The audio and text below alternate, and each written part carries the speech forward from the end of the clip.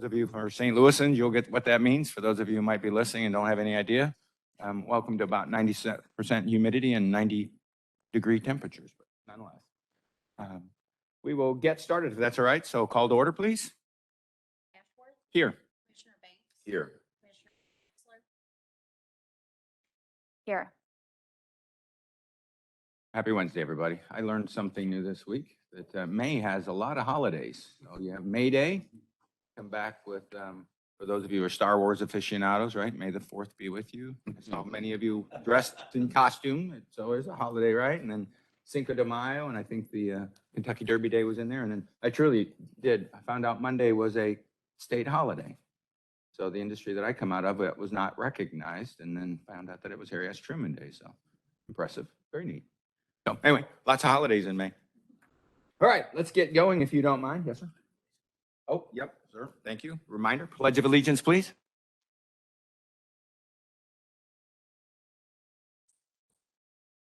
I pledge allegiance to the flag of the United States of America, to the republic for which it stands, one nation, indivisible, with liberty and justice. Thanks, sir.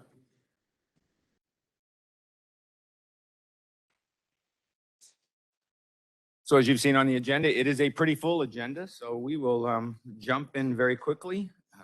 We have a lot of fun things to do with deputizations, awards, commendations, some scholarship information. And then we'll get into a little deeper conversation about how we care for each other with the Welfare Association and some wonderful new service contracts that we look forward to sharing with our partners. So thank you for that. Open conversation, open discussion first. I have no items. Yeah, thank you. I was just taking a double check here. Ms. Hayes, sorry, is it Harris? Thank you. Forgive me, reading new language. Ms. Harris, did you? There you are. Yes, ma'am. That's all right. We were doing an open discussion, so we're going to let you go ahead and go if you don't mind. We're going to go ahead and let you go first if you don't mind, and then we'll get into our stuff. And you can move down here if you'd like, down to the microphone. Thanks for taking time to express some concerns to us. Okay. You see, I'm new to this, right? Good morning again. Good morning out here. Thanks for giving me this opportunity. I actually came today to make a request on behalf of a young lady by the name of Miltonda Valentine.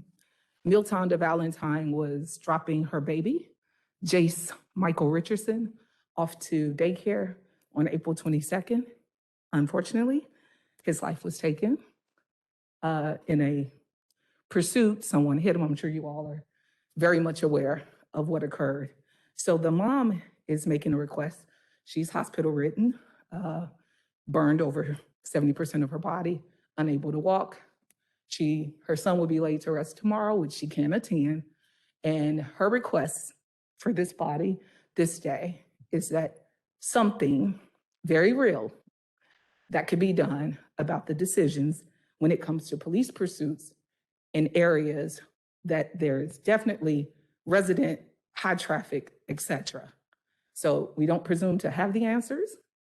We're not here to say every effort hasn't been put forth thus far. We definitely do believe that there's something else that can be done when it comes to the rationale in the decision-making part of where the pursuits are taking place.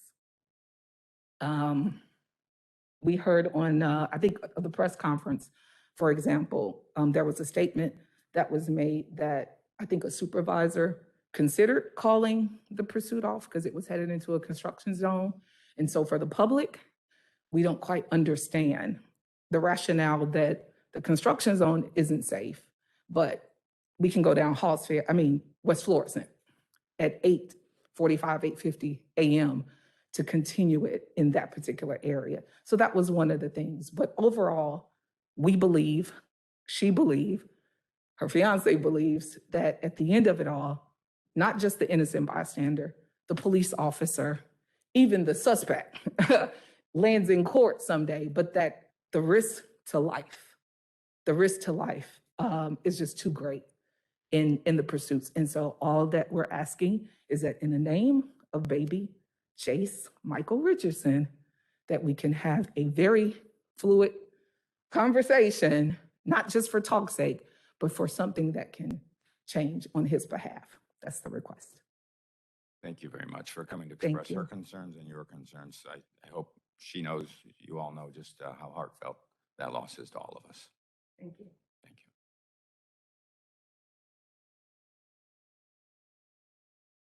Anything else? Thank you again for coming, Ms. Harris. We appreciate it greatly. Chief, we will turn it over to you. Thank you. Thank you, I appreciate it. Well, we have some guests here that I'm going to ask Lieutenant Schaefer to introduce for us. Chief Gregory, Board of Police Commissioners, we've got 3 contracts on the agenda tonight. Shrewsbury, Bi-State, and Jennings. I would like to make some introductions. Chief Lisa Vargas and Captain Frank Woodward with the Shrewsbury Police Department. Their contracts on the agenda for coordinating communication services. Then also here is Ms. Delitra Hudson. She's a city clerk of the city of Jennings, and Councilwoman Jane Brown, Councilwoman of the city of Jennings. And then Captain Pete Morrow is going to make introductions to Bi-State. Thank you.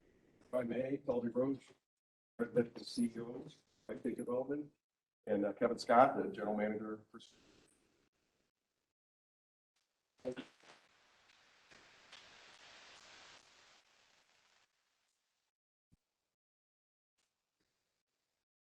Welcome, by the way, extraordinarily so welcome. We look forward to our continued relationship. We've had a lot of long-term contracts with you guys, and we appreciate the work that you do for us, and I hope you appreciate the work that we do for you, and hope that these contracts can continue. Mr. Roach, you want to say a word? Sure. May, just for a minute. So I just want to formally thank the commission for the professionalism of all the officers who are on our patrol, and of course with the chief. And of course our new captain, Captain Morrow's just been a pleasure to deal with, depending on the contract itself. What I do know is that as far as safety and security is concerned, we will fail without these relationships. These relationships have to be dedicated, professional, and detailed. Our organization will be dedicated to that, especially with the leadership with Kevin Scott. But I want to tell you, I will be in this council chambers asking for my FY23 budget, and I will be saying continuously that we are under contract with the St. Louis Metropolitan, with the St. Louis County Police Department, and then that detail is critical to every single relationship when it comes to the contract, when it comes to we will be behind everyone, and I really appreciate the professionalism, of course, the chief's dedication, and of course, the frontline officers. Thank you very much. Thank you.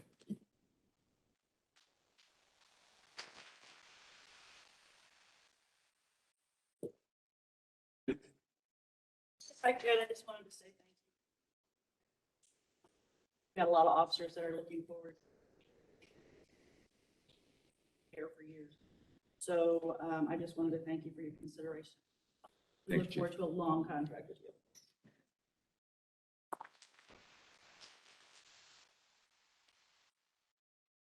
Good morning, everyone. On behalf of the city of we thank you for the cooperation that we have with St. Louis County Department, and we look forward to a long-standing relationship. Thank you.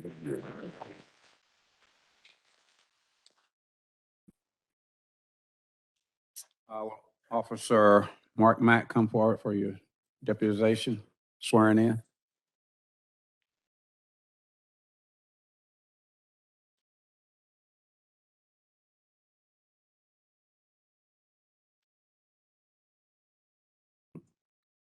Yes, sir. Thank you. Repeat after me. That'd be great. Thank you. By the way, thank you for what you're doing for all of us. Appreciate that. I, Mark Mack, do solemnly swear that I am a citizen of the United States, that I will support the Constitution and laws of the United States of America, the state of Missouri, and the charter and ordinances of St. Louis County, that I will faithfully adhere to the regulations provided in the rules and procedures for deputization as adopted by St. Louis County, and that I will faithfully demean myself as a deputized officer of the St. Louis County Police. So help me God. Congratulations.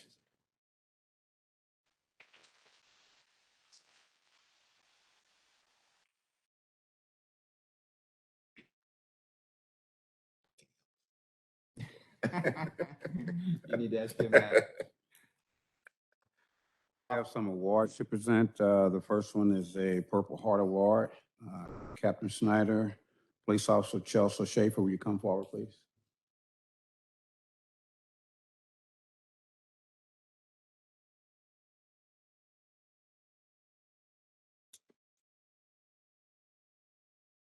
Good morning, ladies and gentlemen. Officer Schaefer, who is one of my best officers. In February of last year, we had an armed robbery come out over at the South County Mall, which most of you have heard me talk about over the last couple of years. And individual approached a man who was on probation for robbery, coincidentally, and ended up robbing the individual at gunpoint. He runs away, and the officers start responding to canvass the area. Officer Cody Klotz finds him at the QT on Lemay Ferry and confronts him as he walks out of the QT. Chelsea heard that Officer Klotz had called out with a possible sighting of the individual, and when she pulled onto the lot, Officer Klotz was in an all-out wrestling match with this individual at 6:15.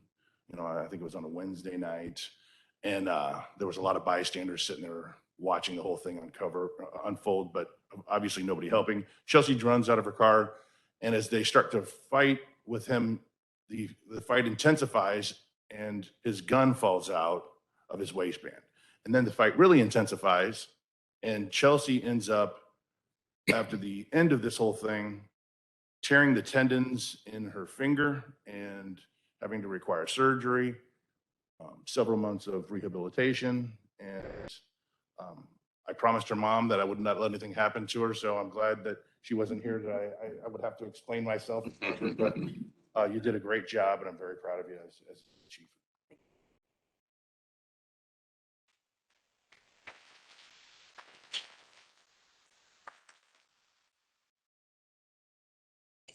It's in the bad hand, isn't it?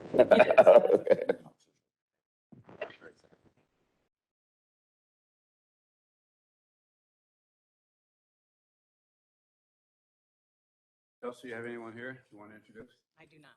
They're watching from We're gonna at take a home. picture.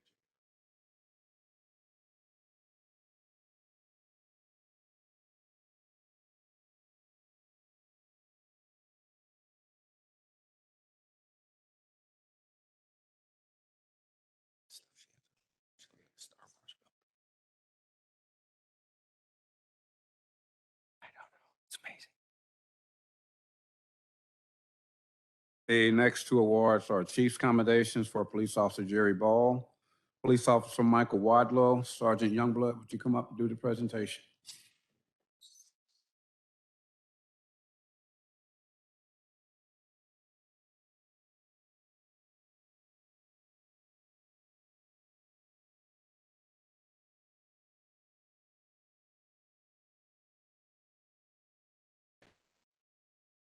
Members of the board, Chief Gregory, members of the audience. In March of last year, Officer Ball and Officer Wadlow had received a call for a stalking report at a local restaurant. Upon arriving there, they were able to obtain the information from the victim. The suspect who was her estranged husband, had custody of their 5-year-old child and was making threats to his well-being and as well as his estranged wife. The officers were able to track down the suspect and arrest him, as well as returning the child to the mother. Unfortunately, the next day when he got out of the jail, he continued to make threats against his estranged wife, the child, as well as her parents and the members of the staff of where she was employed. They continued their investigation. They were able to once again track him down and arrest him. This time they were able to get felony warrants for aggravated stalking I believe it was a $125,000 bond was placed on that suspect the next day. They did a great job.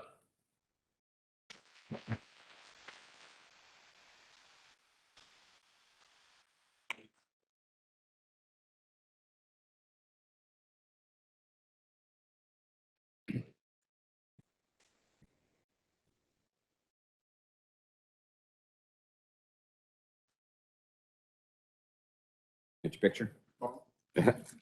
Here.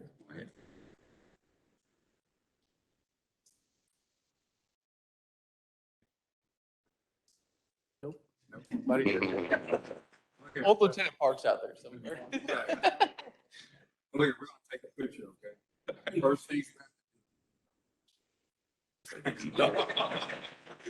Put over here. Read the wrong memo, I think. You guys didn't tell you, did they? Okay. Sleeve shirts and hats.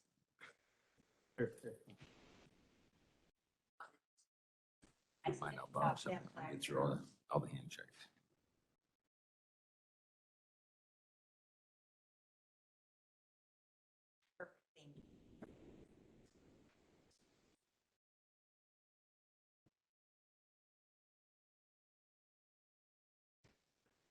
Don't confuse them, okay? The next award is the Life Saving Award for Detective Alexander Woodward, presented by Captain Tanner.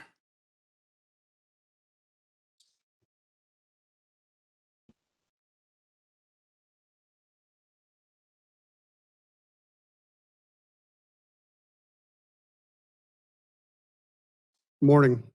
This life-saving award is being presented to Detective Alex Woodward for an incident that happened approximately April of last year. At that time, he was working in the West County precinct. Alex received a call for a sick case, person down at a local retail store, pretty typical call. When Alex gets there, he finds there is a person down, but he's not breathing, he's unresponsive. Alex immediately started CPR and he continued it until EMS arrived on the scene. So they took over, they did get a pulse, they got him to the hospital, and this individual survived. The reality, had Alex not jumped in and started CPR right away, chances of survival, that would have been pretty slim. So you just did an excellent job. Congratulations. Thank you for the life thing.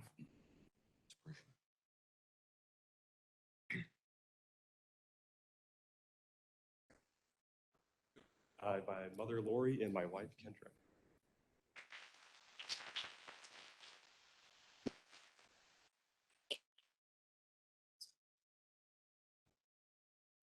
She had just the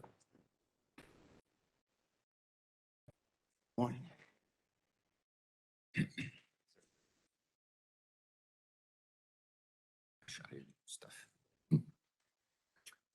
Next up, we have Sergeant Sean Mcguire with some welfare scholarships.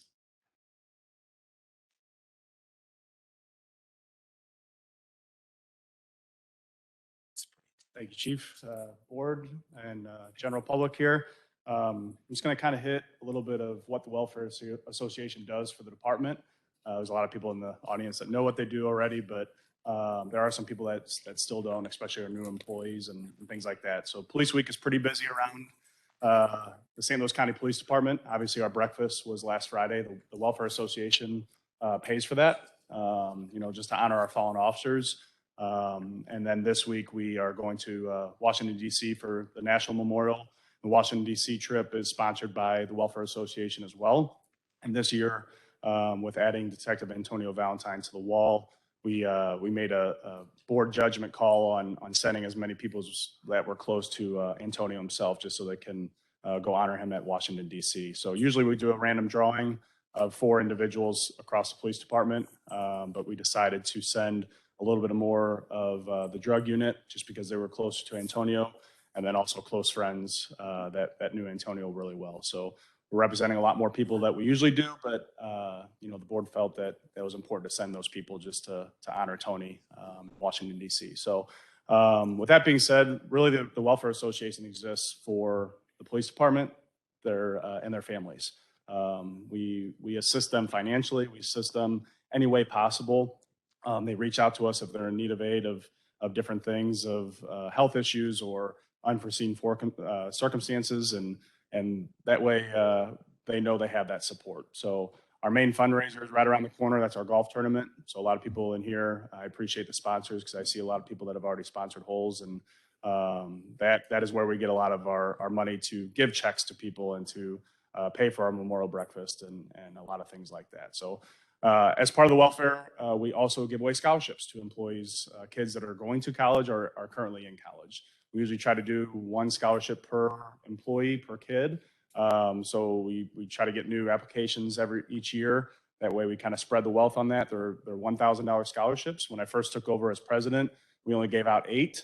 And I wanted to give a little bit more. And so we decided to give a scholarship to each fallen officer. So we named a scholarship after each fallen officer in our department, which is now 11. So we made that change a couple of years ago just because we want to show the support to our department and their employees and their families. So with that being said, we've got 11 scholarships today. And so we went in alphabetical order. All of our fallen officers are important to us, which means all of our scholarship participants are important as well. So the first one here is the Wayne Mcclellan Scholarship, and that goes to Jordan Berry, which I know is in attendance. She's the daughter of Detective Mark Berry in the intelligence unit. He's also here, and she's planning on attending Cedarville University to play softball. So.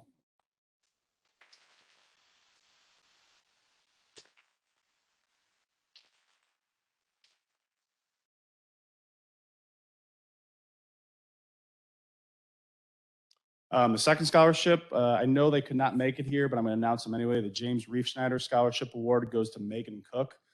She's the sergeant of Sergeant Dennis Cook, or she's the daughter, sorry, of Sergeant Dennis Cook in the Jennings precinct. She's planning on attending Purdue University next year. So she couldn't make it. She had some school obligations, and I talked to Dennis yesterday. He couldn't make it due to some personal time off stuff. So go to the next one here. The Robert Jordan Scholarship goes to Michael Early, son of Joe Early. I don't think I've seen Joe here today either, but he's in the Wildwood precinct, currently attending St. Louis Community College is what Michael Early's doing. Next one I know is his dad's here. The Kenneth Koch Scholarship goes to Cooper Edgecombe. So Lieutenant, could you come up on here? Son of Lieutenant Tyler Edgecombe, the North County precinct, and he's planning on attending the University of Missouri.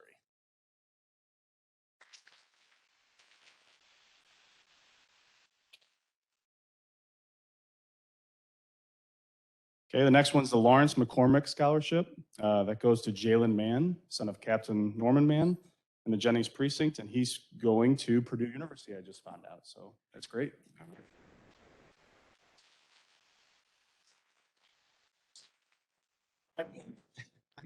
I told you we're paying for the whole college. Next one is Joanne Liscombe Scholarship goes to James Trey McWilliams. That's son of Captain James McWilliams in BPS. He's graduating high school in May. And did he decide on a college yet? Yeah, he's going to Missouri. Okay, great.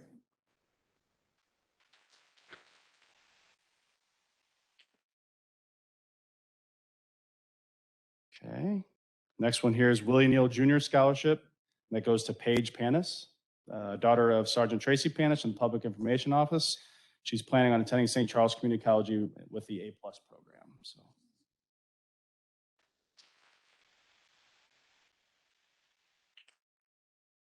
Next up is the Thomas Smith Jr. Scholarship. That goes to Lauren Peterson. And I noticed her dad's here, daughter of P.O. James Peterson III. And she currently attends DePaul University, and she's graduating early, right? Not possibly? About a year. Yeah.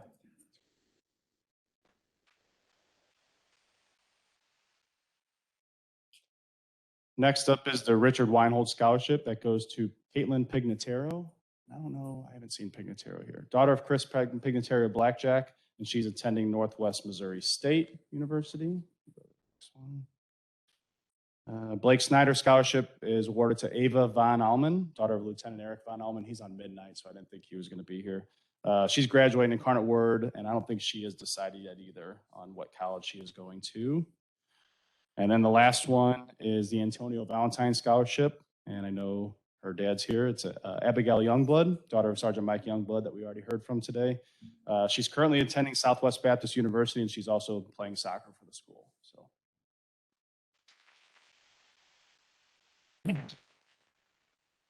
So in a rundown, the board really appreciates all of the applications for these scholarships. It is fun handing out money to people. I know that assists a little bit with the college scholarships, and really the welfare just provides assistance to anybody and everybody. So whatever department employee is going through anything and they need assistance financially or just support in general, just get a hold of one of the board members, and we're happy to help. So.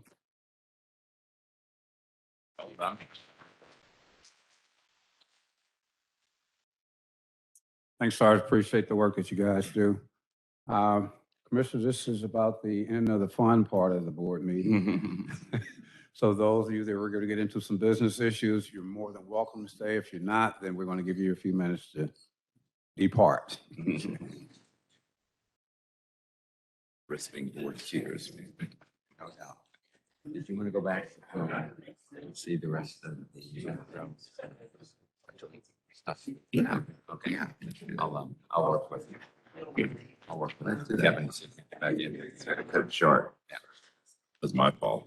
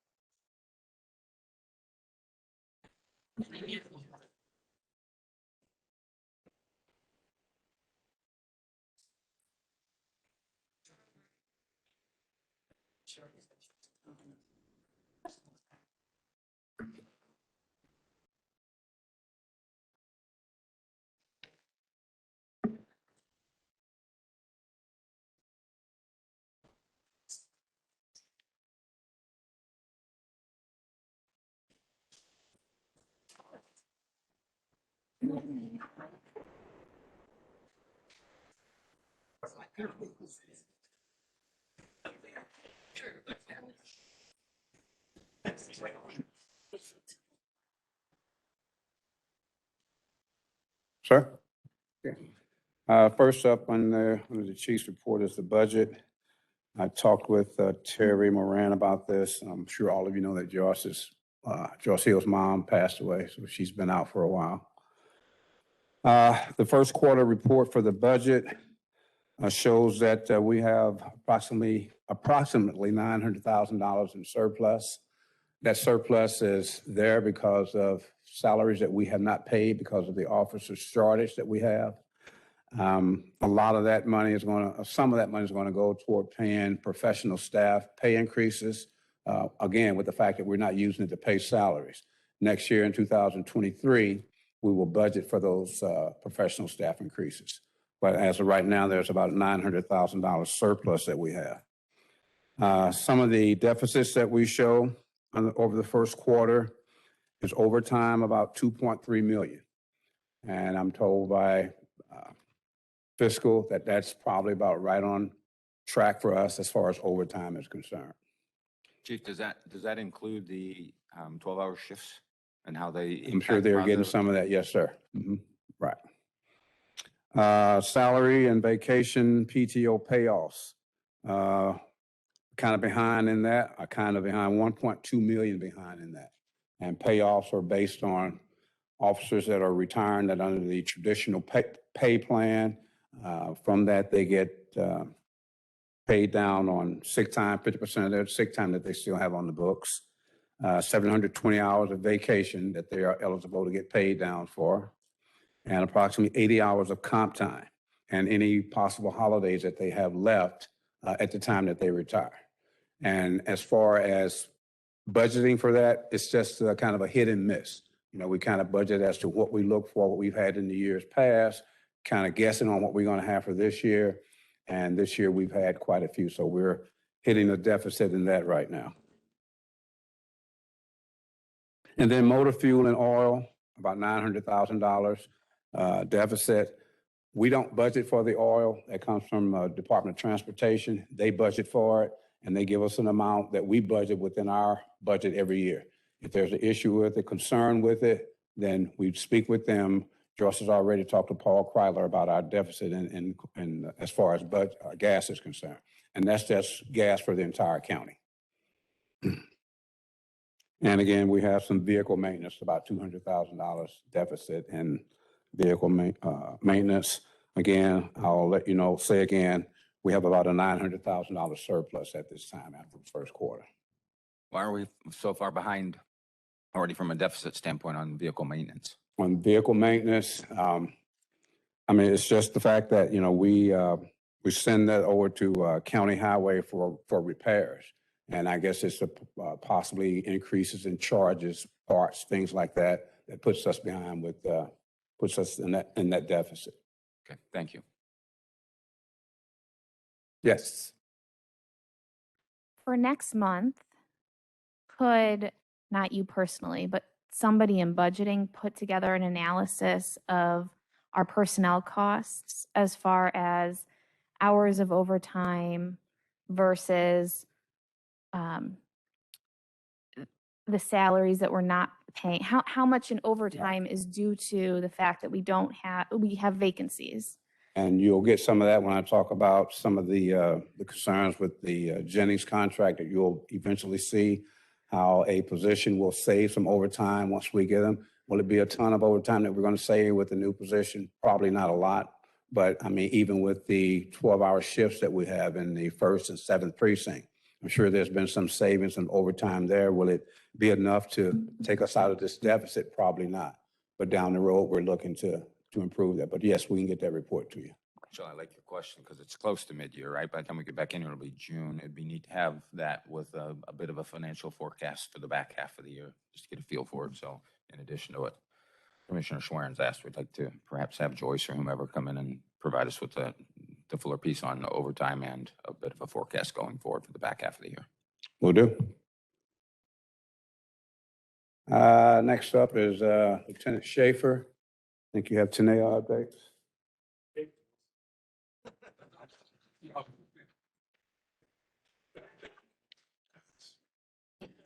Lieutenant, let's have Schaefer do it just to see how he does. I think he left. Is he still here? He left. He's smart. Oh, I got the most of the cabinet. Yes, sir. Members of the board, good morning. Morning. So from our last meeting, of the 97 Teneo recommendations, do you have the pie chart? We do. Okay, good. So as you can see, the not started has moved from 5 to 1, which is a great thing. The in progress, obviously, less that, so 36 to 31. I'm pleased to announce that we have moved our completed from 38 to 49, meaning 11 completed just over the last month.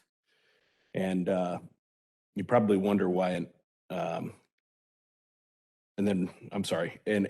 decline has moved 18 to 16. We're wondering about that one. Exactly. That's because 2 of mine, because of general orders that are now in the move that were previously declined, have now been revived and are now moved to in progress.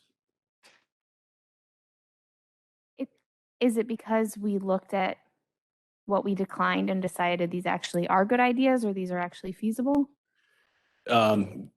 Yes and no. So one was declined by Chief Barton at the time that Chief Gregory has wanted to move forward with. And then the other one was actually piggybacked off of another general order, had to do with search and seizure, and we were able to incorporate that to make it in progress. So that's the reason, those two. And then, sir, last month you had asked about kind of and correct me if I'm wrong, like a general timeline. So if you're looking at, for overall, you know, as we say here, we have 31 in progress and 1 not started. So for those 32, there's no timeline that I could put on it because each thing is different. For instance, as recent as this morning, I've been in talks with Colonel Sack and Captain Jason Law regarding one of their recommendations, which is extremely close to finish. And it is, let me get it here for you. I'll use a couple of examples. To establish a formal arrestee debriefing program. That's pretty much to the end of it. They want to run it by executive command staff, make sure that they're good with the entire plan. So something like that could be done in just a couple of weeks and be move to the completed section here for next month. Some of the others with policy, and I say mine, I mean from my bureau, we still have 5 that are outstanding. 3 have to do with the one search and seizure. That's, again, it was 2 months ago in its infancy stages. We are now through with the entire portion. The county counselor's office just sent it back, so it's getting ready to go to the deputy chief's review and then to executive command staff and ultimately command staff for approval. So I can't give a timeline because, again, in a perfect world, if there was nothing else going on, I would move this stuff next week and continue to go. But obviously, as different things pop up on the police department, and obviously with Washington, D.C. next week, it might delay it another week. So I can't put a timeline on that. Some other things, like right here in front of me, special ops. One of theirs is to significantly increase staffing for SRU and create a 4th SRU team to ensure 7-day-a-week coverage. I'm sure in a perfect world, and Colonel Doyle, I don't want to speak for him, but would tell you that, yes, obviously, including the entire command staff and executive command staff, that's in a perfect world. But because of the nature of our numbers overall, we just cannot do that at that time. So it's not something that we're willing to say, no, we're just not going to do it. It's just right now we cannot because of manpower. So point being, a lot of these recommendations are really, really close. I'd say the majority of them are closer than not. But another one good example would be the CAD update to the CAD system, right? As you folks are well aware, even if everything's signed off right this second, I mean, that CAD system may be a year to implement the entire system. So it's just really hard to pinpoint exactly when things are going to move through. Thank you. We'll come back to it, but I want to have Lieutenant Schaefer come up and do a little more communicating on this. Yeah. He just walked back in, so. I appreciate that. Not gonna make it that easy on you. Sorry. Yep. So let's scratch things like staffing, which have variability beyond what's in our vision. Those things, and let's assume the CAD obviously is moving forward, right? We can't call it complete, but we know it's in progress. When you scratch off the things that aren't quite within our control, such as staffing right now. Yes. Do you anticipate we'll be done with the balance? That doesn't mean all of them, but the vast majority of these by end of 2022? So when I went through these, I'd call half. By the end of 2022? Yes. Half of remaining or half? Half of the remaining. All right. Now, that doesn't mean that it is not going to be more. Again, if I had a crystal ball and knew where we were going to be in August or October, for instance, then I might be able to give you, like I can say with confidence that, like the 5 of mine, again, they may not be next month, they may not be, but yes, you're asking me by December, 100% that they have to be done by December. Okay, so you can anticipate a question from us probably in the October, November timeframe about where are we? How about December? He's bargaining. Yeah, he is, isn't he? We'll keep it in October for right now. Sounds good. Thank you. One last question, if you don't mind. The not started, the one Yes, that's sir. still remaining, what is that one? So that one has, yes, that's with the Division of Patrol. It's, they call it the Rule of 60 is what Teneo, it's the general staffing guidelines should be based on what they call the Rule of 60. One of those things is 60% of the total number of sworn officers should be assigned to uniform patrol duty, that the average workload should be 60% of that officer's time and 40% is free time. Again, that's just not doable at this point with the shortage of numbers of officers. So that one has not, again, it's a work in progress. And that's a good example, again, of one that I just cannot give you, if hopefully, God willing, we have 75 officers, in the next 3 months. But yeah, exactly. But we know that that's not going to be that way. Great. So that's the one. Thank you, sir. Yes, sir. Question on that one. Have we as a department considered whether we agree with that policy? Do we think it's a good policy? I don't want to, so I'll try to speak for the chief. Of course, it would be a great policy. If you could have every police officer dedicate 40% of their time to do things like community engagement and not have to answer radio calls, I think that there should be no police department in the world that says no to that. Again, what is actually feasible is different. Sure. So I'll pose a follow-up thought. And again, this is a suggestion. If the rule of 60 is not feasible, although the ideal, 40% of the total number of sworn officers should be assigned to uniform patrol duty, that the average workload should be 60% of that time and 40% is free time. Again, that's just not doable at this point with the shortage of numbers of officers. So what is an ideal and feasible rule for us at this time? So I can't answer that yet, but here in the next few months we will. And here's the reason I say that. There's a bunch of studies basically going on. As you know, we have pilot programs on 12-hour shifts in the 1st and 7th precincts. All the while, so one of the Teneo recommendations is do a analysis on your 10-hour shift program. Well, that's going into, so we're looking at the 12-hour shifts, we're looking at the 10-hour shifts. And then once we hit the 6-month mark, myself, we have a committee that's kind of spearheaded by Lieutenant Colonel Cox, obviously being the commander of patrol. And the 6-month mark, so end of June, middle of July, we're going to start taking a look at what our numbers look like either way. So that will give us a better indication on where we are manpower wise to see what is, so you're asking, is an 80-20. I can tell you right now, no. In the 1st precinct, those guys are consistently going call to call. It is what it is. So I don't want to I'm not putting you on the spot, and I hope my last question didn't. I'm just throwing out these ideas just in response, and hopefully in conversation.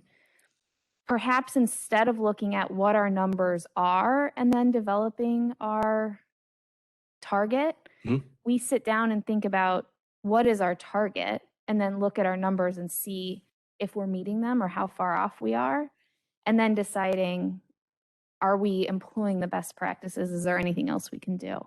Yeah, I guess my suggestion is those two analyses are separate. They're intertwined, but they're separate. And maybe we should approach it separate and then use what is our ideal and feasible as a benchmark. Absolutely. And the good thing is, as you all know, I have a great staff, and I can look at a benchmark and say, how do we get there? Yeah, not our place in this organization to dictate this, but I listen to Commissioner Swearing's directive. We've got 3 or 4 contracts where we are fully staffed that we could take her idea and say, let's pilot something. Let's try it. Let's say it's 40%, 30%, 20%, whatever it might be. Just let's see what happens. Yes, sir. That's what I hear her encouragement being.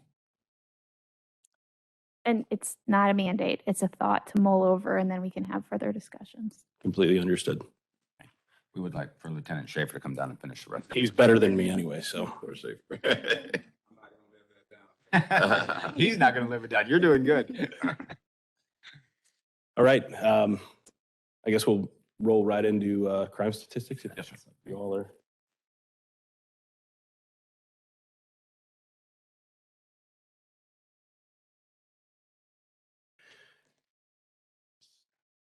Start your graph out there.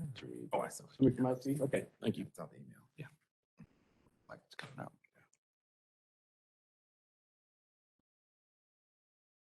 There we go. All right. Yeah, there we go. Oh, look at that. Hey, this I like. All right. So as we roll through these, obviously, April numbers, and we look at the notable events, which to me is one of my the best gauges. Obviously, you look at citizen complaint incidents. So we're still at 3, which is a good thing because that means that was a total. That was 3 last month. It's a total of 0 citizen complaints against our officers in April. For internal investigations, the number now sits at 46. It was 41 as of last month. So has not gone up too much there. Use of force incidents up to 81, still lower than the last 2 years.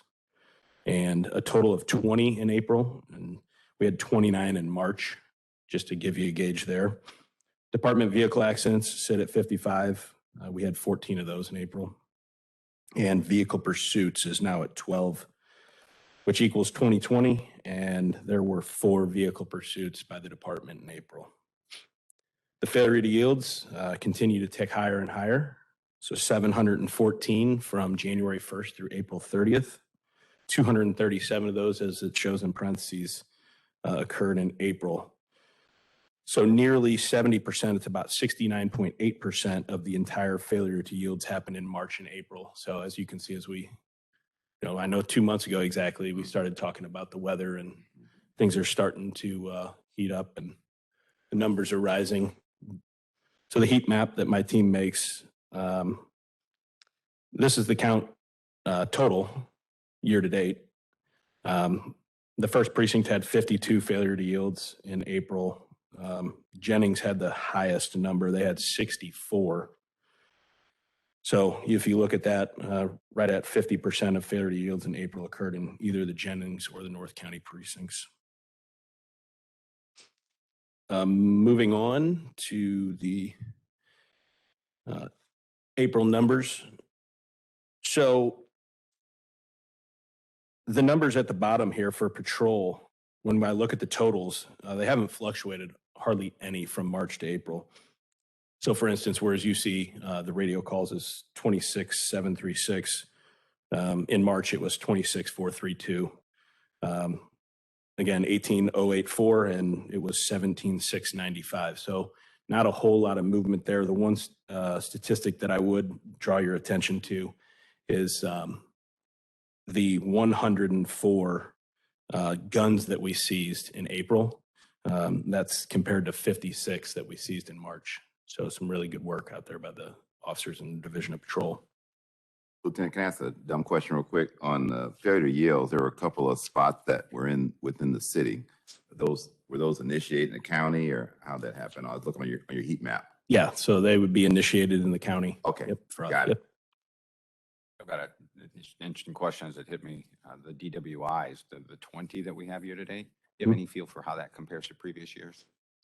What I'm thinking is, we were locked down for 18 months, probably didn't do much driving. Suddenly we're all doing a little more driving and perhaps coping with COVID. So that's 20 for the month. Oh, for the month. Sorry. Yeah, and we had 19 in, that's correct. So I can get you year to date for Division of Patrol. Now understand this is patrol, so like highway safety is going to write massive amounts as compared to that division, but I can definitely get you that.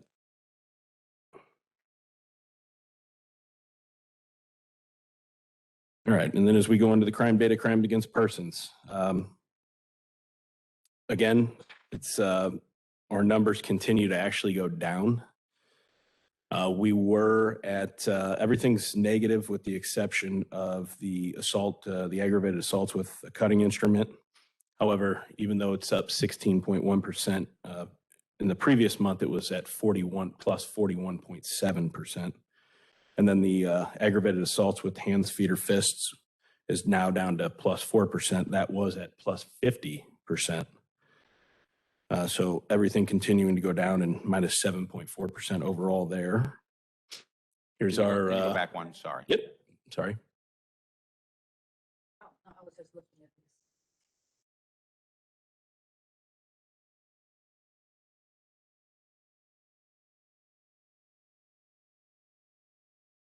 No reason that I can pinpoint, no. Yep. But as always, I will have an answer for you. Thank you, sir. Threats to That's right. verbal threats to people that actually were there, conducted at that time. But mostly verbal. That's right. That, and your question though was why was it up, right? I'm sorry. Yes. Okay. Yeah. So I'll find out exactly why we're up 25 there. Here's our homicide infographic that Faith Kistler puts together for us. The comparison, as you can see down there in the lower left from 2021 was the 28 homicides last year, the 20 investigated by crimes against persons this year. And then obviously up top, 15 of those in the St. Louis County patrol areas and 5 municipal homicides. It's interesting, the average age of the victim and the suspect, how they match in both categories. Yes. And I think that myself looking back, the folks from homicide could tell me better, but I would assume that it looks like it's been that way for several years. Strange statistic. Yes. Crimes against property. Again, same thing. Looking pretty good for us. Arsons are up. It's only 4, but it shows 23.5%. I definitely cannot explain that one. The larcenies, motor vehicle thefts, and destruction of properties have all gone down since last month. So motor vehicle thefts were actually up 8% as of the end of March, and now they're only up 2.9%. So why? That's great. just luck, or did we? No, I think it's did anything exactly, new, or- so to me, it's exactly what I explained just a couple of months ago, because remember, we had seen such a massive spike and we were way up. We were up by over 30% because of those extreme cold months. But now we're starting to now it's just, everything's just regressing back to the mean. So we're not running our cars before. That's exactly correct. And then crimes against society.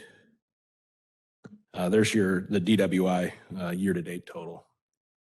As Again, compared, that's just patrol, correct? this would be department-wide. Department-wide. This one, correct. Yeah, that first slide is just patrol statistics. Numbers. Very good. And then our calls for service. I just made a few notes here in February. Every precinct, so in February of this year, every precinct was under what their moving average was. Again, as the months get warmer, now we see that March and April, every precinct is now back above their moving average. So the calls for service, just the directed calls for service, becoming more and more.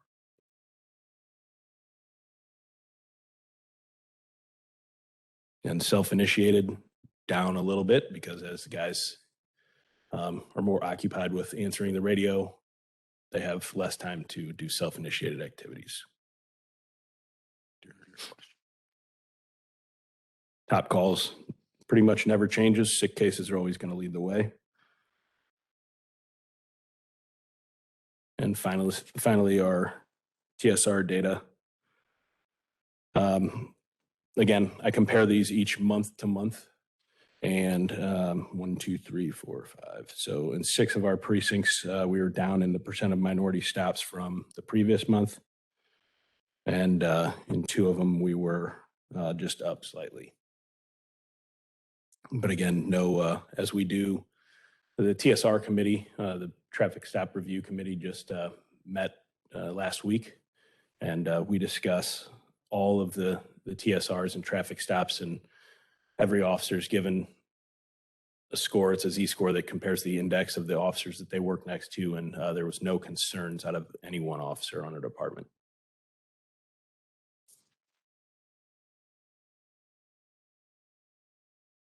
And that's all I have, unless you have questions. I have a quick question, and it goes back to the first slide, but you don't have to go back to the first slide.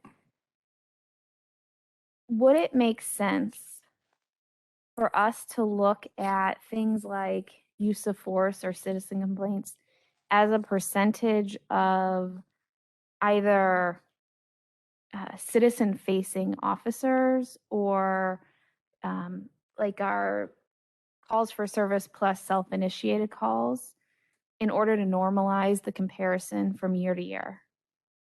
We do. If you would like me to include that, if you remember, I'm not going to have it on here. I'm sorry. This is not set up this is just my thumb drive. The use of force analysis that I did from the previous few years. Each year it was way less than 1% of citizen contacts, if that's what you're saying. So we look at the calls for service, which was in the 500,000s last year, 250,000 roughly of self-initiated calls for service. So you take those 750,000 calls, and the number of force incidents is less than 1%. But I can absolutely include that if you'd like that in these slides for sure. So forgive me, I had forgotten, but now you reminded me. And yes, that makes sense. I don't know, I would throw it out to everybody. Would it be valuable to see it year over year? Compare it year over year? Or do you already do that, and can you share the conclusion? Yeah, and Is that's it something stable? that the team can run within seconds for Okay. sure. Yep. Okay. Absolutely. I can give you next month, I can do a year-to-date comparison. So we can look at be January through May, maybe, of this year as compared to last year, where we all calls for service. Perhaps a couple of years, if you can go back that far. Let's Yep. say maybe a 3-year or a 5-year trend. Sounds like a plan. Thank you. Thank you. Thank you. I would just say that the lieutenant was managing the scorecard on Monday for he and the deputy chief. And given his accounting when they won the tournament on Monday, that all of his numbers should have an asterisk by them for audit purposes. Lieutenant Schaefer, you're up now. Thanks, sir. Thank you. Good job on Monday.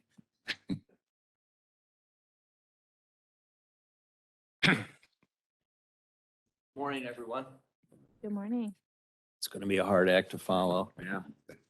I've got the staffing report for you as usual. We remain at 969 authorized and 898 actual commission. That's a 71 officer vacancy. Class 204 started in January 3rd. As you know, we're going to have 19 graduate, hopefully on June 16th at Merritt's, and that's going to be an early start there, 6 p.m., and we'll get the information out to you before, obviously, well in advance for that. Class 205 started April 25th. Traditionally, April classes are smaller. We have 5 recruits in that class. That includes 3 security officers that were promoted to recruit. And there are 7 municipal officers and 2 open enrollments. So it's a class of 14 as compared to about 28 or 29 in class 204 total. And class 206 is scheduled to start June 27th. And right now we have 2 recruits. We gave conditional offers. Chief gave conditional offers to 3 recruits from yesterday's interviews. We have 15 more in process. So that's an additional 15 possibility. I'm not sure of how many municipal or open enrollments we'll have for that. With respect to professional staff, we have 375 authorized. That hasn't changed. And 329 actual with a vacancy rate of 46. The lion's share of that is in security services, part of which is because they're getting promoted and moving on to the academy, which is obviously a good thing, but creates another issue. The recruiting office and Captain Morgan, the commander of security, are working closely on different promotional things to do and get more security officers and so forth. Again, I know the board knows this, remind the public that we're very supportive of the military. We have 9 out on leave. That hasn't changed since last month. And I'll get into a little bit of recruiting at the end, but there is a visit to Fort Wood tomorrow that a recruiter is going to attend, and Lieutenant Edgecombe, who was up here earlier, he's military. And so with his experience in that regard, they're going to go hit Fort Wood and see what they can do. The average on retirements and resignations, it's a little lower for police officers from last year. Right now it's at 6.3. We normally see retirements very early in the year for a variety of reasons. Last year it was 7.6. Right now it's 6.3 per month. And then professional staff is up a little bit from 6 to 5.1 resignations and retirements. We only had 1 pro staff retirement. And Carl, before you move. Yes, sir. That's a pretty substantial difference. That's 1 a month based on what you're describing, 1.25 a month. Correct. Why? Because we know we have a lot of people who could retire. Why are they not? Why are they down this year? Do we know? So, well, there were 11 retirements so far in 2022. In 21 total, there were 45. So I'm not sure the answer. You know, maybe with the new CBA, people are hanging on a little longer. That was a good thing. And so, you know, I'm optimistic in regard to the retirement. Some of them we know, particularly with commanders, we expect some of them to retire, and we're anticipating that. And obviously that'll create a movement for promotions and for commissioned police officer open spots. And but no, other than that, I'm not sure of the reasons. Other than across the nation, employment-wise, employees are just changing jobs quite frequently. And I read last week that 40% of all nurse applicants or nurses that began within their first year, 40% of them resigned because they just didn't expect. Nursing's a tough profession too, just like being a police officer, similar. And 40% of them resigned. It's just it's just kind of a trend across the nation with employees that people are moving a lot. It's not just police work. Obviously, we have our own challenges with law enforcement and the difficulties of that and trying to attract people. But it's a common trend, I think, that I'm seeing, that I'm reading about with respect to all employment, that people are just moving jobs very frequently. Grass is always greener, I suppose, or they just didn't know what they were getting into. And we hear that sometimes from some folks who are leaving. With respect to applications, this is February, we had 30 police officer applicants. The number of applicants, as I referenced, we have about 15 in background, 11 were NBQ'd, 10 were voluntary withdrawal. Those numbers don't always line up because obviously we'll get applications in, but they may not voluntarily withdraw or be NBQ'd until months later. Do we know why they were withdrawn? Typically, it's because they have either found another job and they don't tell us what it is. Rarely is it, I've found another law enforcement agency. We do the recruiters, everyone does a good effort of explaining why St. Louis County is the preferred police department.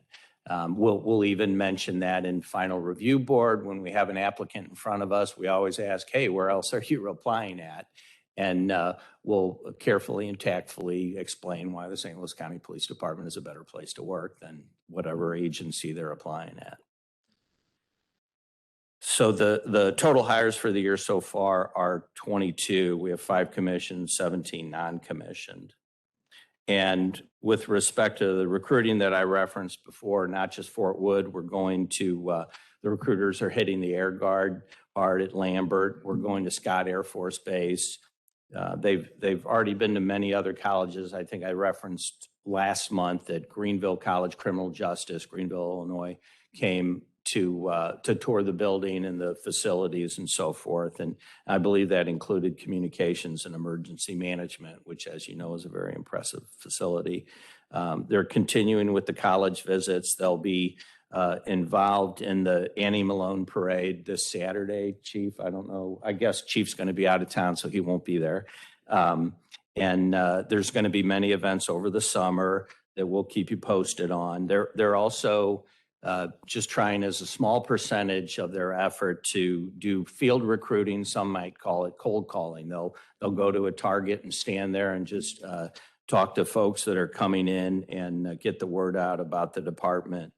Still working on tuition enrollment with respect to some of the local universities, including a couple HBCUs. And if I don't know if you've noticed or not, but we have a media blitz with respect to radio, print, and social media, and that's garnered many applications that we're processing right now.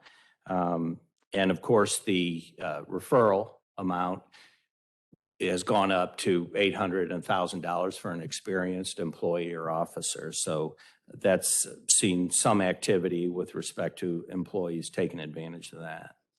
Carl, at the back half of the year, so maybe August, we get a further breakdown into source of candidates, right? So you talked about we've got a lot that are coming in on the social media stuff. I know Commissioner Banks has been working with your organization to try to modify, perhaps modernize a lot of that. But maybe in the August board meeting, can you give us a little deeper breakdown on candidate Certainly. pool, source of candidates, quality of candidates coming through each of those pools? Certainly. Thank you. Sarge, can I get the exit interview?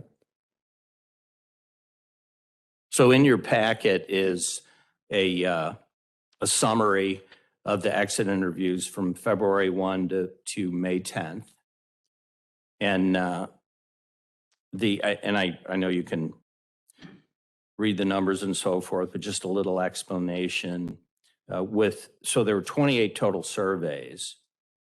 There were 8 going on to law enforcement, 10 going on to the private sector, and 8 retiring. And the reason that there's it's only 26 is because some folks refuse to answer some questions.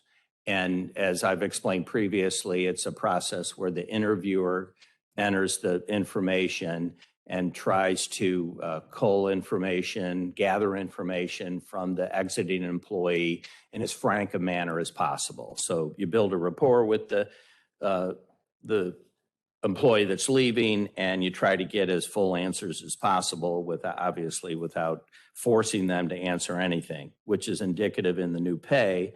You have 11 of the 28 saying they're getting an increase. 3 are getting the same pay. Nobody's taken a decrease, but then you also have 14 that refuse to answer the question. And it's not necessarily adversarial or problematic. It's just they choose not to. And we take the tack that, that's their business, and we appreciate them even participating in the exit interview. So the top 3 reasons for leaving: career advancement opportunities is separate and apart from hired by another law enforcement agency. That's third. Career advancement means the interviewee perceives the new job as being more beneficial for career advancement and income than they do our police department. Can you clarify that? So that may or may not be a law enforcement position. It is not. It is not. All of that is covered in 3. Correct. And then 2 kind of overlaps. And I guess now's a good point. We have a pretty extensive exit interview that I would expect, but this is just my predisposition. Now that we're automating it, it will be tweaked. I mean, inevitably. I think we need to tweak certain questions and so forth, so it's easier to produce the data. Open-ended questions are great, but you have to limit them because they're hard to categorize. And that's just my predisposition. We'll see how this works out. The intent is to inform the board on a quarterly basis about these exit interviews so we can have a good pool.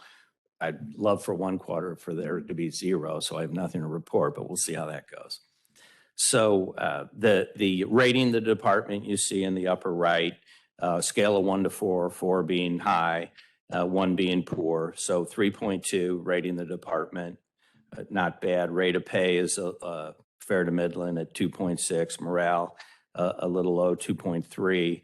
I think part of everybody recognizes that you have some employees. I know retirees normally rate very high and are very supportive of the department and so forth. And folks leaving after 4 or 5 years, they generally have more of a negative interpretation of the police department and what morale is and so forth. So as you can see, the other categories: treatment, working conditions, and so forth. Professionalism almost always is rated high, 3.3. Job satisfaction is fairly high with 3.1. So, and then the pie charts explore other positions. You see it's about 50-50 there. I think that correlates with, did you speak with your supervisor or not? And, certainly some people have their minds made up that they're going to leave or not.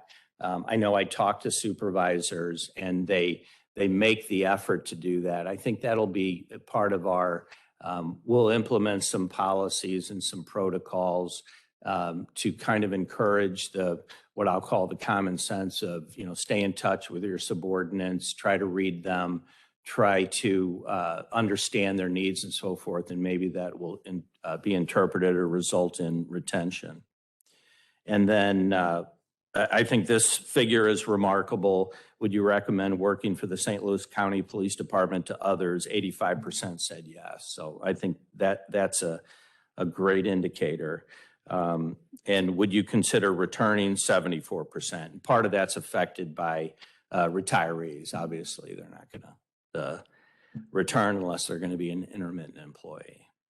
Of the pie chart questions, did all 28 answer each of these questions? No, not all of the questions. That's a good point, because as you can see, with pay, only 14 of them answered. But I would suspect, and we could probably cull that data. I'm sorry to interrupt. Just the 4 questions that are the pie chart at the bottom? Right. And I would say that I believe that's a very high number of people who would answer. It's more the personal, what's your pay, what are you doing, that sort of thing that they're averse to. I would think, and we can figure that out next time as to the percentage of that. I think also next time, if it's possible, if we could separate the responses for retirement from the responses for anything else, that would be instructive. Yeah, and some of these are not recommend, speak with your supervisor. Those recommend would be a retiree question. Speak with your supervisor would not, but that's a fair observation. So We can do that. questions? Yes, sir. I've got a couple. Please, you ready? All right. So how do, on the rating of the department, you've hit on the highs and the lows, which is exactly what you need to do, but how do we unpack morale and fair and equitable treatment a little bit more? How do we get a little deeper into those? Are those follow-up conversations? Are those, because those are obviously significantly lower than the rest of them. We'll stick with working conditions being somewhat controllable, somewhat not. So that's my first question. My second question gets to the two pie charts on the right. Agreed with you, 85% of our people saying that they would recommend. That is extraordinarily high. It's wonderfully high. And certainly even returning at 75%, notwithstanding retirees may or may not answer that. Those are both very, very positive numbers in any type of benchmark survey. The two on the left, though, you've talked about them. And you teed up a concept called a stay interview, right? So I'm using some of the more current language, which is, Right. are our leaders out there talking to the people about, you know, what's going on? What are you thinking? And you can get ahead of some of these things about why they would rate the department low or why they're leaving. If we can just do the current term of stay interview, most of us would refer to that as, are you just talking to your people and understanding what's going on in their lives? So if we can figure out how we might move beyond just policy to do that and build that into our leadership development, that's part of what a role of a leader would be. And I know we do, right? But how do we make sure that happens, captains? It'd be awesome. So, ask part of the question I was thinking about. More specifically, how is morale defined? And that's what I'm saying is because it may be something different to each person. So how do you quantify that? And that's a great point. And that goes back to the tweaking that I was referring to earlier. I think as we work through it, we try to keep I'll do exit interviews of sergeants and above, typically that are retiring, obviously, or not. Like Lieutenant Dolly left, he did not retire. I typically will do them, and we try to build a rapport. We try to get frank answers so they're open and they're comfortable and so forth. And so part of that is, in order to get the consistency that you're really referring to, is to have a script. So morale can be a very broad subject. Other areas can be a very broad subject. So I think that's something we will look at. And if we have to tweak it because we're not being clear, or maybe we're getting some disparity that doesn't make any sense, we'll figure out a way to define that a little better. I think in the exit interview context right now, morale is just, morale. The officers, the professional staff, they talk about it all the time. Some people think it's great, some people don't. Talk about it all the time. What specifically morale things around here? What are the elements of morale? I guess that's And it's a garden variety. Pick your poison. If somebody thinks morale is bad, my supervisor isn't fair to me. I can't believe I'm in this precinct. I can't believe I'm on this shift. I can't believe I don't get perceived. I don't get support on certain things, that kind of a thing. And I think that goes to to cull that kind of thing and really approach it is more the staying interview than it is the exit interview, to try and figure out what it is that they're complaining about, or that the reason for morale, and what can we actually do about it. So I guess because it seems to me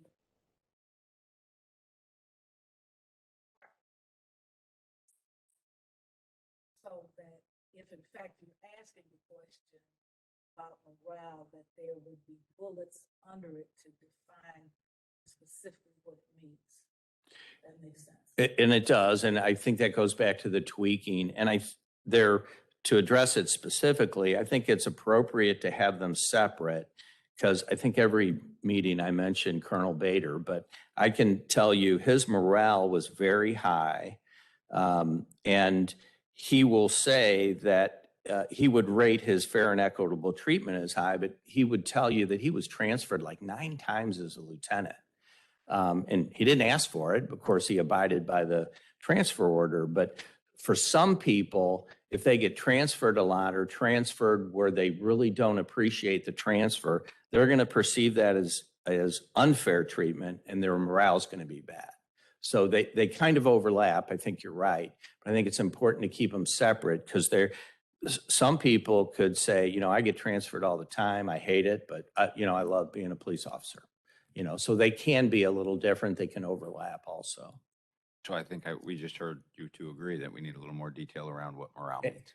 And I would agree with, along with a stain interview, along with analyze, you know, this is the first time we've automated it, and we're going to work out the kinks, and, you know, like anything, it can be improved upon, and we'll certainly do that.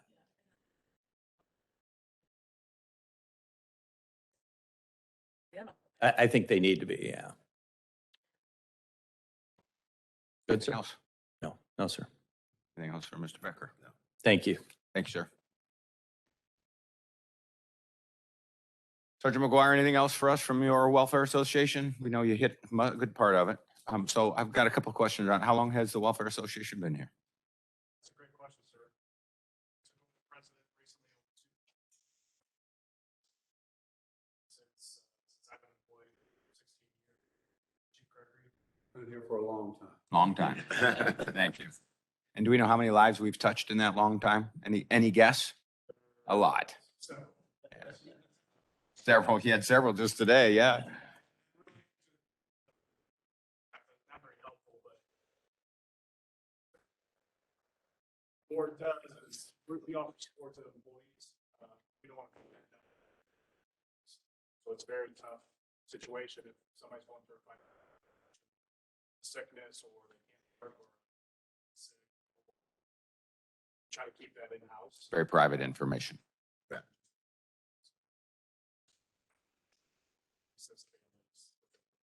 And how many other police associations, police departments have something like a welfare association in their neighborhood? We have a couple ourselves. It's helpful. All work together, especially recently. Officer need a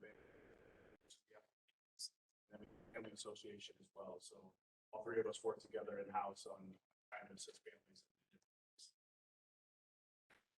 Who comprises your board? So it's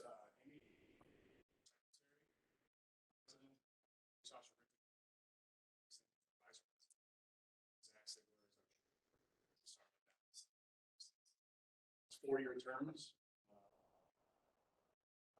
Anyone in the department that's civilian association, it's open to everybody, and basically we work for the.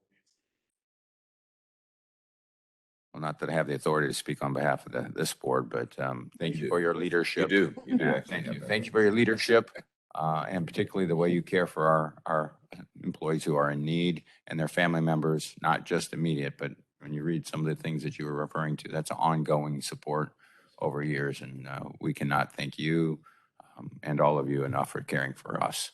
It's very important. Thank you. Said, sir. Anything else, Chief? Contracts. First, I want to commend Sergeant Mcguire again for what he does with the Welfare Association, and the fact that we have 2 other entities that do the same thing for our police officers here. Take a personal relationship about what they are going through. Asked about how long Welfare Association's been long. I've been personally touched by the Welfare Association with some issues that I was having, and they stepped up and did what they've done. I was in a Backstoppers meeting the other day, and we were talking about Backstoppers. I mean, what they do, not on the line of what Backstoppers do. Like I said, we keep this in-house with what the Welfare Association does, but it's kind of like the same thing. They support their officers. Backstoppers support those that are killed in the line of duty. We, the Welfare, FOP, and Family Association support the people here.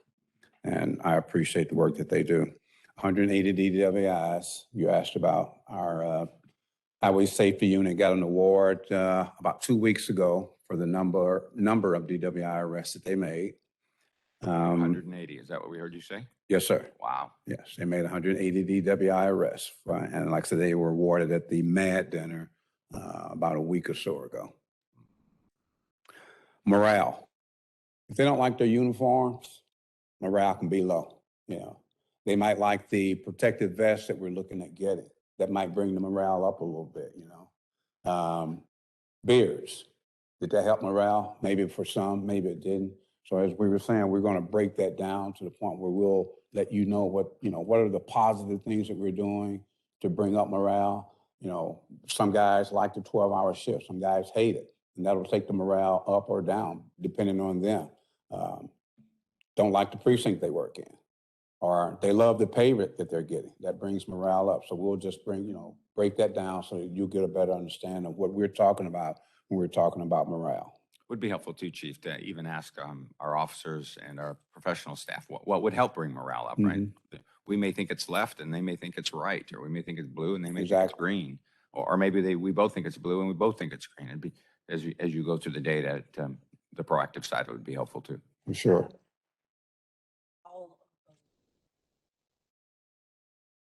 Morale standing alone doesn't tell us enough. Exactly.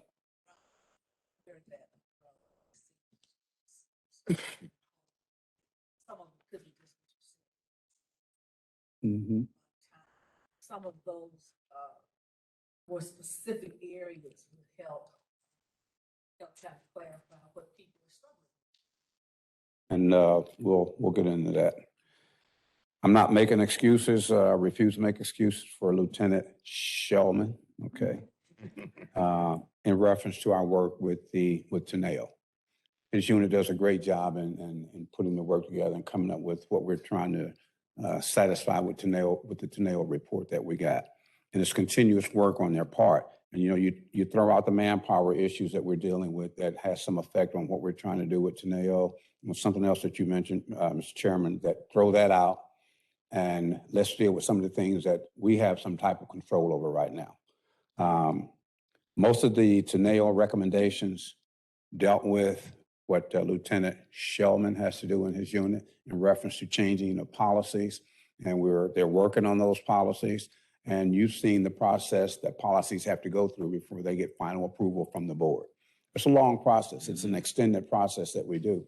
And then on top of that, all of our policies are reviewed every 3 years. So if that kicks in while they're dealing with Teneo policies, then again, we're going to need time to deal with that. I like the December, okay? Thank you, Lieutenant, appreciate that. I like the December to give us some time to work on this, but I just want to commend him and what his unit does and working toward satisfying some of these Teneo concerns. I think we agree. I'll speak personally, being perhaps the newest on the board. The difference in your attitude, the collective attitude, right? Not just your attitude, but your leadership team and your officers and your professional staff around what the intent of Teneo was is night and day from what it was 12 months ago. The acceleration that you all have done to say these are important things as opposed to discount them if some outsider came in and told us all the things that are wrong. No, let's absorb this as feedback so we can make it better. Maybe it hits morale. Maybe it hits. I compliment you as a leader, compliment Deputy Chief and all of your leadership team on the change of attitude around what that means. We appreciate it. That's all I have. Very good. Thank you. It is, it's neat to see all the last 3 or 4 meetings, things like Purple Hearts and commendations and life-saving awards, the impact that our officers have on our community and each other. Pretty amazing to see. Really, really neat. Love the fact that we have these types of awards. You know, when you bring that up, I heard to me while watching this being presented that the general public really does not know about all of those kinds of events. And it seems to me got to be a way to make that more broadly known, rather than some of the negative feedback. And even, for example, some of some social media. What was it? If I'm mistaken, 100 guns. Is that right? Yeah. See, things like that, I think can impact the general public in some very positive kinds of ways. knowing that they are being protected, knowing they're being protected in those ways, knowing that there are people that have risked their lives. I know we have the digest, but that's sort of internal thinking. Even when you put in ads for recruitment, and maybe some of those monies can be used to kind of spotlight some of the positive stuff that's happening on the basis. I know that Sergeant Panis and our Police Information Office have been working on describing an image for this department, and that kind of information can go out in reference to describing us as a department, and they're working on that. And I agree with you. There's a lot of positive information that we need to get out about this department. And, we publicized this board meeting where we're doing these things now where they hear about us. We did a press conference the other day in reference to the enforcement that we had with our special enforcement, the results that we've had from that. There's a lot of positive things about this department that doesn't get out, and it's up to me and the rest of my command staff to help us get that information out about this department. Again, publicizing that the department image that we're working on, recruitment, so forth and so on. So I understand what you're saying.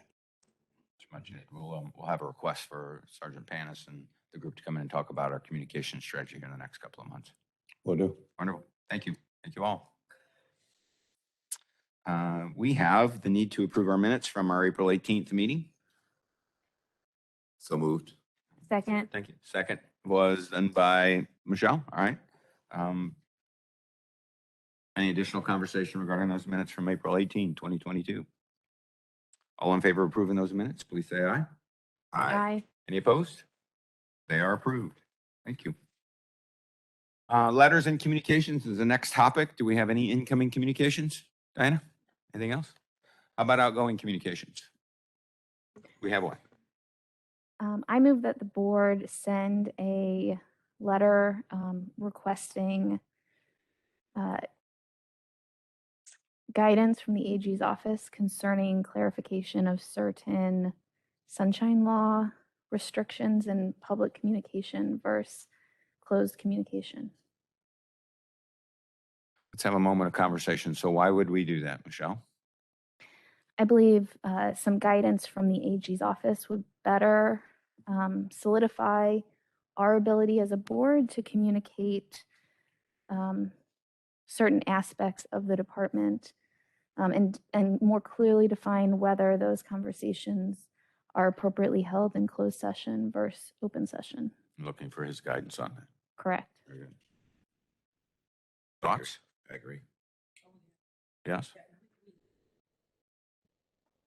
We have. We need to vote draft. on it. Yep. We haven't voted to send. Yep. All right. So we have Michelle's processed the I motion. moved. Now seconded. Second. All in favor of sending a letter to the Attorney General for clarification on sunshine requirements as it impacts this Board of Directors? Board of Police Commissioners, please say aye. Aye. Aye. Any opposed? All right. We shall so send a letter. Anything else from an outgoing communication standpoint? Any other old business? All right, we have some contracts in our new business. That is the only thing out there. So we'll ask at the end. There are 6 contracts. 4 of them are police service agreements. 2 of them are professional service agreements, and we'll vote on them in those bundles, the 4 police service agreements and the 2 professional service agreements.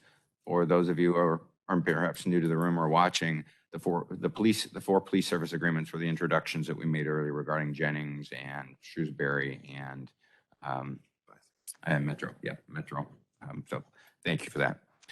6 contracts. The first 4, police service agreement, City of Jennings. It's a full service police agreement between the City of Jennings and St. Louis County Police Department. The service is for a period of June 1, 2022 to March 30, 2023. The annual charge is $3,424,225.80. The second police service agreement is also with the City of Jennings. It is to approve a new contract for 1 police officer between the City of Jennings and the St. Louis County Police Department. Services are for a 1-year period that concludes on April 30th, 2023 for a charge of $118,888. Police service agreement with the city of Shrewsbury, a new contract for coordinated communications and computer-assisted report entry, also referred to as CARE. Services between the city of Shrewsbury and the St. Louis County Police Department. They are for a period of year and a half from July 1, 2022 to December 31. Let me back all the way up. It is from a period of July 1, 2022 to December 31, 2025. The annual charge is $44,854.80. And the last police service agreement is with Bi-State Metro, the Bi-State Development Agency. The contract is for full police services between Bi-State Development Agency and the Missouri-Illinois Metropolitan District and the St. Louis County Police Department. Initial term is July 2, 2022 through December 31, 2023. Renewal term is January 1, 2024 through December 31, 2024. The initial term cost is $8,332,822. $8,332,822. May we have a motion to approve? I second that motion. Thank you. Any further conversation on the 4 contracts? Those 80 cents are really. Did I miss an 80 cents in there? No. No 80 cents. Got it. No 80 cents. Of the 80 cents. No 80 cents. All in favor of the 4 police service agreements, please say aye. Aye. Aye. Any opposed? All right, they have been approved. The last 2 are professional service agreements, one with St. Charles County and one for the St. Louis County and Municipal Police Academy. The first one with St. Charles County. It is a contract between St. Louis County Police Department and the St. Charles County for fiscal year 2021 Enhanced Collaborative Model to Combat Human Trafficking Grant. The grant funds the Multi-Jurisdictional Human Trafficking Task Force, which employs 1 detective from St. Charles County. The contract is for $305,448, which will cover the salary, benefits, and overtime of the detective for the grant period, which runs from October 1st, 2021 through December 30th, 2024. Did I misstate that? Did I? September 30th. Let me do it again. October 1, 2021 through September 30, 2024. Thanks for correcting. The second is a professional service agreement for Law Enforcement Seminars LLC. It is a new contract with Law Enforcement Seminars to provide St. Louis County and Municipal Police Academy with an instructor to teach a program entitled Internal Affairs Investigations on September 8th and 9th, 2022 at a cost not to exceed $6,000. I move we approve these contracts. Thank you. All in favor of approving these contracts? Aye. Any opposed? All right, we have 6 new contracts. Thank you to the city of Jennings, to the city of Shrewsbury, and to Bi-State for the partnership. We appreciate it greatly. All right, and we move to public forum. Any other new business? Sorry about that. Anything else for new business? All right, we move the public forum up. Diana, just to double check, anything else from a public perspective? Very good. Appreciate the flexibility there as we tried to get her in and out, not have her sit all day. All right, may we have a motion to hold a closed meeting? Yeah, okay, sure. Thank you. The motion to hold the Board of Police Commissioners may vote to go into closed meeting for legal advice and review of claims and lawsuits involving the police department, section 610-0211 and RSMO section 114-0201 SLCRO, discussion of employee and personnel matters, section 610-0213 and 13 RSMO and sections 114.0203 and 13 SLCRO. May we have a motion? I move we go into closed meeting. Thank you. Second. Diana, can you take a roll call vote, please? Yes. Yes. Yes. We are moving to closed session. Thank you all. Thank you, everybody.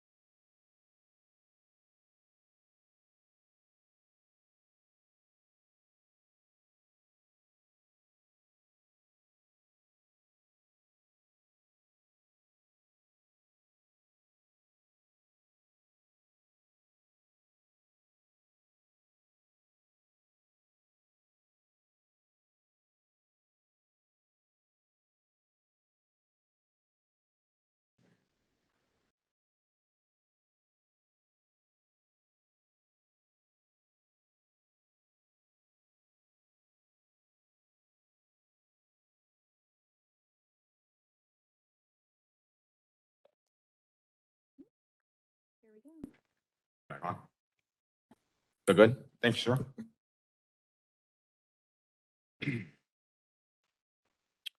We're back from closed session. In closed session, we had a roll call motion to move back into open session at the conclusion of resolving all of our matters subject to the closure.